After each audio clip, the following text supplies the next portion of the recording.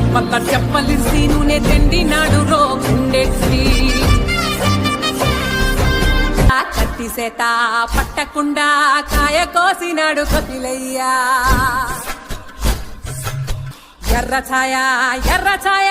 కోతి అవతార వెంట మాయా గొడ్డుకారం ముక్క మురిగి పైకి మొక్కుతుంటే సత్తి నిండా సరుకు కుక్కి ఉట్టి నెట్టి మొక్కిట్టి ఎక్కి అంత పెద్ద దేవుడు అస్సలాగలేక అవజాడి తీసి సంపాదించాడు రో